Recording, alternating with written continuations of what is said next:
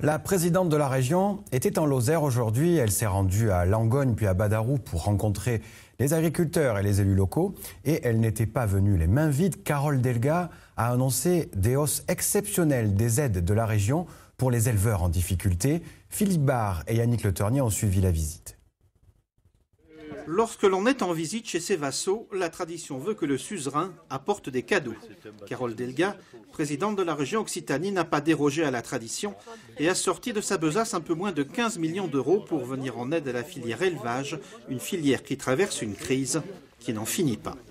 C'est vrai qu'en 3 ans, le budget pour soutenir la modernisation des bâtiments d'élevage aura augmenté de 100%. Elle aura doublé en 3 ans.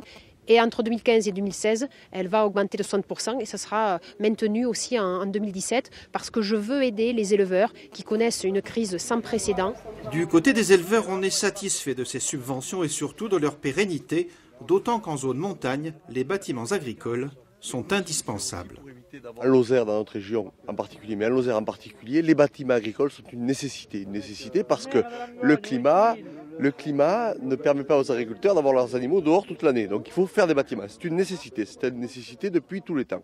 Donc aujourd'hui, on a beaucoup de retard par rapport à la modernisation des bâtiments agricoles. Il est nécessaire qu'on modernise de façon très importante ces bâtiments pour que l'agriculture de demain puisse faire face aux enjeux qui sont les siens.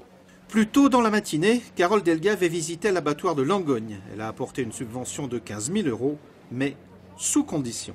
La région soutient les abattoirs locaux, avec bien entendu une attention toute particulière sur le bien-être animal, parce que nous voulons que cela se fasse dans des conditions de dignité. La quinzaine de millions d'euros apportés désormais chaque année par la région va mettre un peu de baume au cœur des éleveurs. Pas sûr néanmoins qu'il suffise à sortir d'une crise structurelle, une profession menacée de disparition dans des territoires de montagne.